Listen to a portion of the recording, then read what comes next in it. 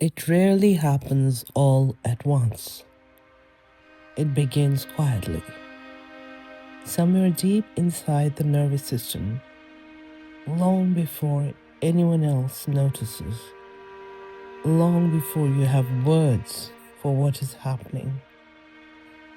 You stop sleeping deeply, you stop feeling at home inside your own mind. Your body stays alert, even in moments that should feel safe. You begin to carry conversations that have not yet happened. You rehearse explanations. You question your own memory. You brace yourself for the next disappointment before the last one has even settled. Little by little, you stop living from a place of peace. You begin living from a place of survival. Living with someone who constantly lies, manipulates, humiliates, cheats, withholds affection, or twists reality changes the nervous system. You stop living in your own home.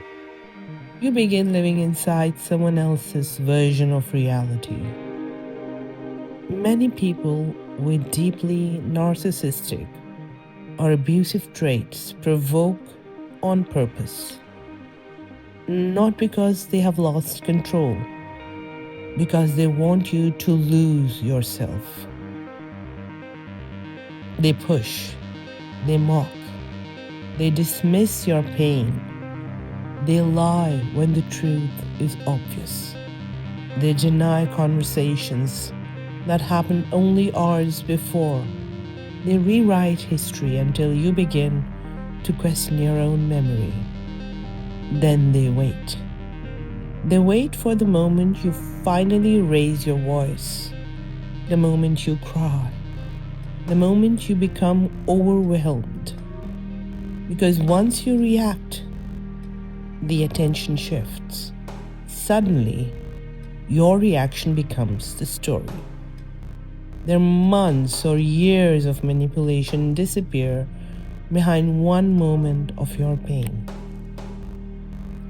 They hide behind your reaction.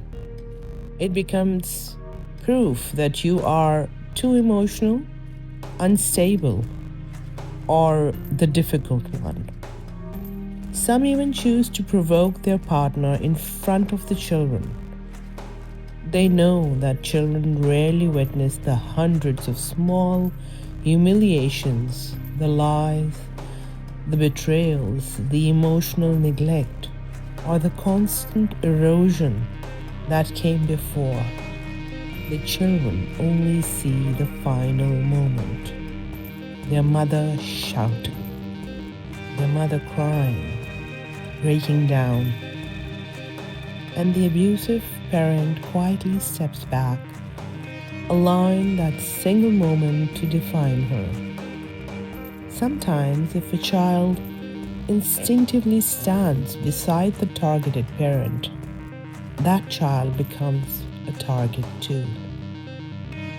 They may be threatened, humiliated, or even physically harmed for speaking up. The lesson the child learns is heartbreaking. That telling the truth is dangerous. That silence is safer than courage. That keeping the peace matters more than protecting the person who is being harmed. This is not love, it is control. And control is often more important to an abusive person than the emotional well being of their own family. There is another cost that people rarely talk about. The parent living under constant emotional pressure slowly begins to disappear. The basics still get done. The lunches are packed, the laundry is folded, the children get to school, the appointments are kept. From the outside, the family may look completely normal. Inside, the emotionally abused parent is running on almost nothing. Every conversation is replayed, every lie is examined, every betrayal consumes precious emotional energy. The mind becomes trapped in survival. If I explain it differently, if I love him more, if I stay calmer, if I forgive one more time, maybe this time he will change. Without realizing it, more and more emotional energy is spent trying to manage the abusive partner instead of being fully present with the children.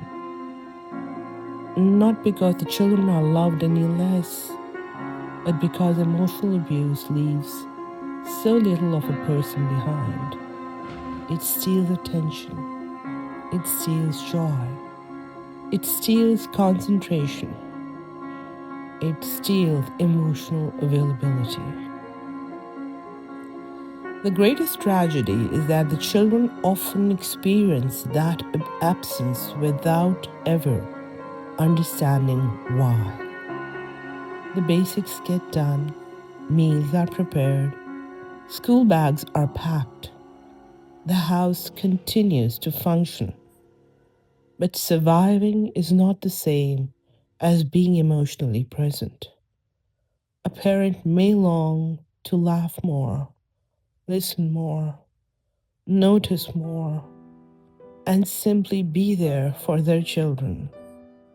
Yet so much energy is consumed by fear, confusion, and the hope that perhaps this time the abuse will stop. Day after day, emotional energy is spent trying to prevent the next conflict or make sense of the last one. And without anyone intending it, the children begin to live with an emotionally exhausted parent. Some children become anxious. Some become people pleasers. Some become angry. Some become quiet. Some stop coming home as often. Some learn to hide every feeling because home never felt emotionally safe. Even years later, they may struggle to trust, to connect, or to believe they truly matter. Many abusive parents convince themselves they are good parents because they provide financially. They pay the mortgage, they buy the food, they pay the school fee. But children need much more than financial support. They need emotional safety. They need honesty. They need warmth. They need parents who can admit when they are wrong.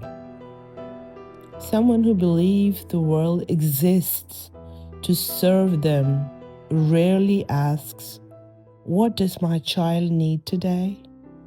Instead, the question becomes, "How does this affect me?" Even their children become extensions of themselves rather than individuals with their own emotional lives. The painful truth is that emotional abuse rarely harms only one person. It changes the emotional climate of the entire home. Children may not remember every argument, but they remember the tension. They remember walking on eggshells. They remember a parent who slowly became distressed, more anxious, less present. The deepest wound of emotional abuse is not always what it does to a marriage. Sometimes it is what it quietly steals from the relationship between a parent and a child. healing begins when the cycle is finally recognized. Because children do not need perfect parents, they need emotionally available ones.